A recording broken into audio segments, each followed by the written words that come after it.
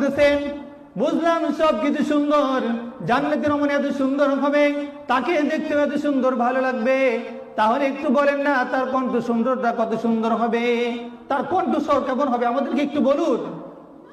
আল্লাহর হাবিব বলেন, শোনো দুনিয়ার মানুষ আজকে তো মহিলাদের, যারা পুরুষ মহিলাদের গান শোনার জন্য তোমরা বেকুল হয়ে যাও, কিন্তু জানো না জান্নাতি রমণীর সুরের, তার সুরের মধ্যে কত আকর্ষণ রয়েছে, কত প্রেম প্রীতি ভালোবাসা মহব্বত জড়িত রয়েছে, যে আকর্ষণ শুনলে তুমি নিজেই অবাক হয়ে যাবে। আল্লাহ রাসূল বলেন, ইন্না ফিল জান্নাতি লামুজতামাআন লিল হুরিন আইন, জান্নাতের মধ্যে হুরি আইন যারা হবে তাদের জন্য একটা বৈঠক হবে, একটা সমাবেশ হবে। ইয়ারফা'না বিআসওয়াতিন, তারা এমন সুন্দর আওয়াজ করবে, লাম তাসমাইল খালাইকু ক্বাবলাকা, এমন সুন্দর আওয়াজ দিয়ে তারা গান করতে থাকবে, যেই আওয়াজ, এত সুন্দর আকর্ষণীয় আওয়াজ দুনিয়ার কোনো মানুষ আর কখনো শুনে নাই। সুবহানাল্লাহ, দুনিয়ার কখনো মানুষ কখনো শুনে নাই।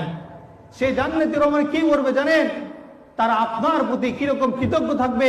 আপনার বউ যদি আজকে হয় অনেক সুন্দর, আপনার প্রতি অভিযোগ থাকে, কোন একটা বুখারী শরীফের হাদিস, আল্লাহ রাসূল বলেন, মহিলাদের একটা স্বভাব হলো সবকিছু আপনি দিয়েছেন, কিন্তু কোনোদিন একটা জিনিস আনতে বলেছে আনেন নাই, কোন একটা কম বেশি হয়েছে, সেই কথা বলে, মা রাআইতু খায়রাম মিনকা কাত্তু, আমি কখনো আপনার কাছ থেকে কোনো ভালো কিছু পেলাম না, যেটাই চাই শুধু না দিয়ে শুধু আপনি বাহানা করেন।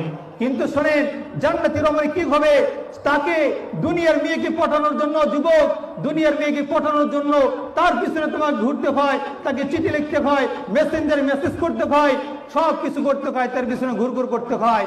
কিন্তু শুনে রাখো, জান্নাতি রমণী যে হবে, তোমাকে তার পিছনে ঘুরতে হবে না, বরং সেই তোমার পিছনে ঘুরবে। সুবহানাল্লাহ।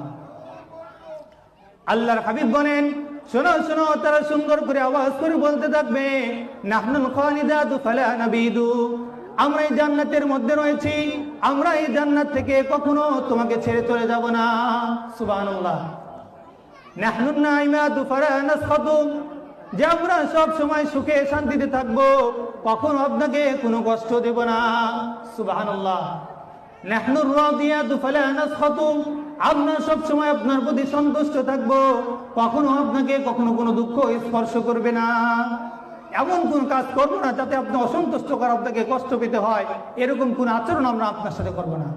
তারপরে সে জান্নাতের উপরে বলতে থাকবে, তুবা লিমান কানা লাহু ওয়া কুন্না লাহু, শুনে রাখো সুসংবাদ সেই ব্যক্তির জন্য, যেই ব্যক্তি আমার জন্য খাবে এবং আমি যেই ব্যক্তির জন্য খাবো, তার জন্য সুসংবাদ।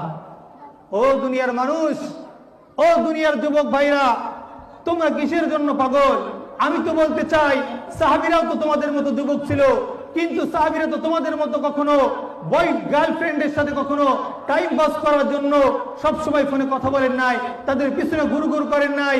তারা কি করেছে? আল্লাহকে সন্তুষ্ট করেছে, কারণ জানে যে আল্লাহকে সন্তুষ্ট করলে ওই তুমি যে মেয়ের পিছনে ঘুরতেছো, সেই মেয়ে তো আল্লাহ তাআলাই বানিয়েছে। সুতরাং সেই আল্লাহকে যদি সন্তুষ্ট করতে পারো, এর চেয়ে কোটি কোটি গুণ সুন্দর রমণী আল্লাহ রাব্বুল আলামিন তোমার জন্য জান্নাতে বরাদ্দ রেখেতে পারেন। সুবহানাল্লাহ। এবং আল্লাহর হাবিব বলেন, শুনেন, দুনিয়াতে আপনার স্ত্রী যতই সুন্দর হোক না কেন, তার ভিতরে রাগ, গোসা, অভিমান সবকিছুই থাকে, কিন্তু জান্নাতি যে রমণী হবে তার মধ্যে কোনো গোসা, এরকম রাগ, অভিমান কোনো কিছু থাকবে না। আল্লাহর রাসূল বলেন, লা ইখতিলাফা বাইনাকুম ওয়া লা তাগাদু, তাদের মধ্যে কখনো বিদ্বেষ, আক্রোশ, অহংকার, কখনো অভিমান তাদের মধ্যে কাজ করবে না। সব সময় তাদের ভিতরে আপনার প্রতি ভালোবাসা আর সবসময় আপনার প্রতি আগ্রহ তাদের মধ্যে বেশি ভরপুর থাকবে। সুবহানাল্লাহ। এখন